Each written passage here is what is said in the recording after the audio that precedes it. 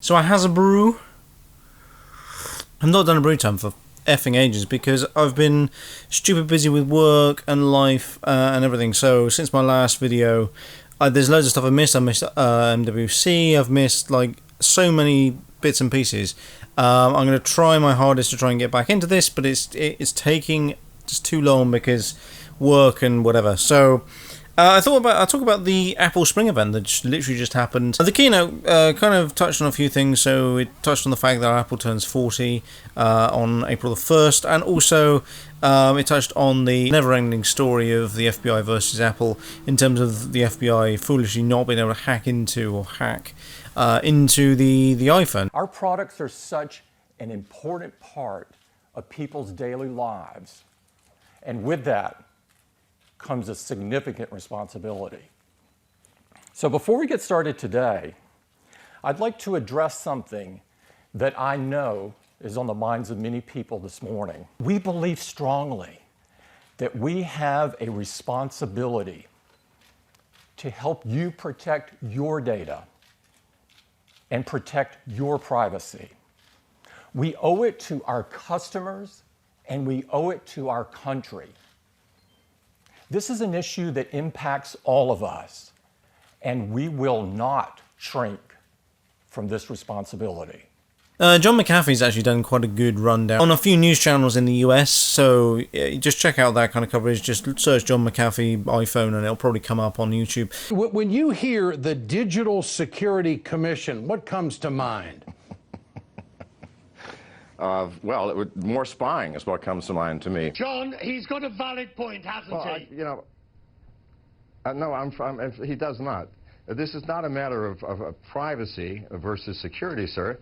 He's made some really good points on that, so kind of doesn't really need to be said in this at all. They also talked about renewables. So their plan 2 years ago was to have 100% of the retail stores, their offices, pretty much everything running on 100% renewable energy. Currently worldwide, they've set that now to 93%, so that's where they are currently, which isn't bad. And they're 100% renewable in 20 plus countries, including the UK, US, and China, as well as places like New Zealand and Australia and blah, blah, blah, which is kind of cool. It's interesting that, essentially the way that it works is more Apple buys its energy from a third party as opposed to them actually directly impacting upon the environment. But certainly in places like Singapore and even in places like China, they've actually managed to physically dump in some arrays of solar panels, which is really cool.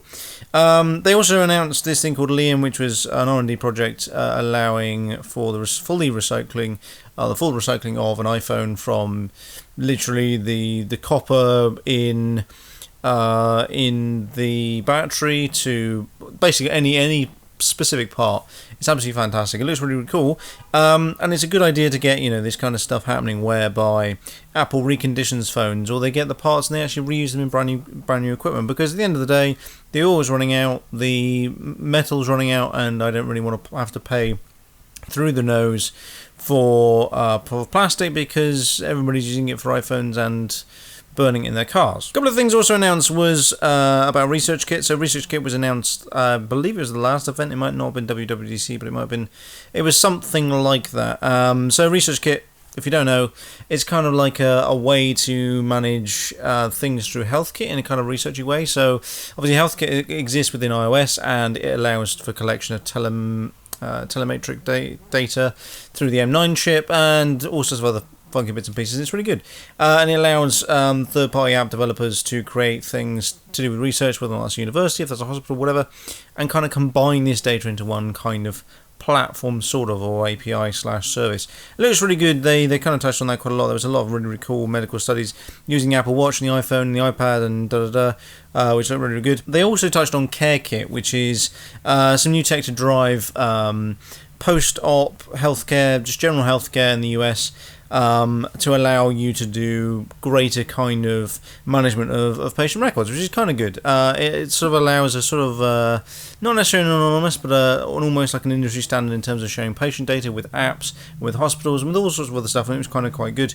It was mostly, they touched on the post-op information, so if you've ever had an operation, you get a sheet of paper of what you should be doing, what you shouldn't be doing, what kind of exercises you should be doing, etc., etc., and it's really convoluted, whereas they're trying to use an iPhone to actually drive that into more of a calendar reminder kind of system, and also then tell you care post-op to whatever the hell you want. They also mentioned the Apple Watch. There's some new bands coming, including a woven nylon band, some new colours, and it's also going to start cheaper at $299 US, which is okay. I'm still not sold on the whole Apple Watch idea.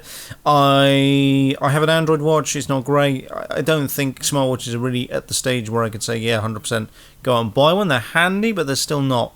I wouldn't say they're anywhere near to being, worth you replacing your normal watch at all. They also touched on Apple TV. Apple's slowly, well, not tanking, but never really did very well. They've increased their App Store to about 5,000 apps. They've also changed the layout a little bit, and it looks kind of better, but it's still not really going to compete very much with the Chromecast, and still isn't really competing very much with things like the Kindle or even the Fire TV. So on to the big bits of news, which include the iPhone, the iPad, and iOS. You probably know about this already by reading the news. So Apple released this new iPhone called the iPhone SE. It's kind of like an iPhone 5S clone, which sounds really bizarre considering the iPhone 5S is quite old. So why are people buying 4-inch iPhones? Well, there's two reasons. First, for some people, they simply love smaller phones. Second, we found that for a lot of these customers, it's their first iPhone. Whether they're switching from Android or it's their first smartphone, it's the first time they're experiencing iOS. And in some countries like China, it's the majority of these customers who it's their very first iPhone. That's why they've now brought out the iPhone SE, which is essentially the same spec as an iPhone 6, same camera, same A9 chip, same M9 chip, pretty much the same screen, same Retina flash, same camera, same 4K video, same 1080p 60 frames a second video, same 240 frames a second slow-mo, the same Apple Pay NFC functionality, and faster LTE. The only real difference, apart from the faster LTE, and obviously the kind of the shape of the thing, is it basically doesn't have 3D touch, which is not really a big thing considering it's going to cost you $399 US for the 16GB model and $499 US for the 64GB model, and apparently it's free on all plans starting at $17.99 with a normal contract. So that isn't bad, considering iPhones usually cost you at least 50 quid a month plus in the UK, and you might have to pay 100 quid for it as well. That's pretty damn good deal, and if you're getting basically the same spec as iPhone 6s, then that's pretty damn good. Before we dip into the iPad stuff, so they're releasing the new version of iOS, which is 9.3, which includes things like night shift, which is something that's been happening for a while now. So if you ever use Flux on your Mac, you know exactly what that is. Basically does red shifting, so when it gets darker, the display gets sort of warmer, so that your eyes are not hurt so much by blue light. There's a bit of research that suggests that if you look at a blue screen before you go to bed, it doesn't actually help you sleep very well at all. So there's a few apps. There's one for Android. There's obviously Flux. There's a few other ones around and about for various other devices, and it works quite well. So Apple are embedding it directly within the OS, which is cool.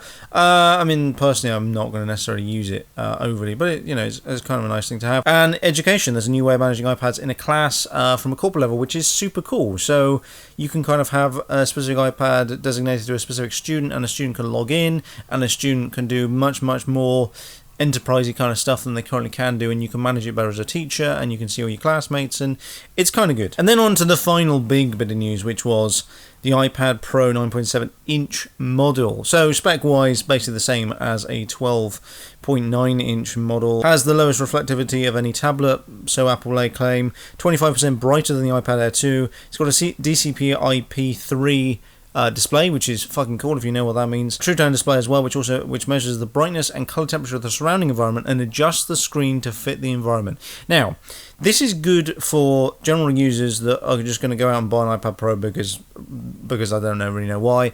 It's not any good for people that are actually doing this for design. If you're doing it for design, you're doing it for color corrected work, it's no good. If you're doing it for color accurate work, you want to turn that feature off, because you want to be you sort of want to be getting close to paper white, but at the same time you want to be able to see the screen at 100% white. You don't want to be messing about with it. You want it 100% color accurate. And to be fair, if you're a designer, you're going to be probably working in well lit spaces anyway.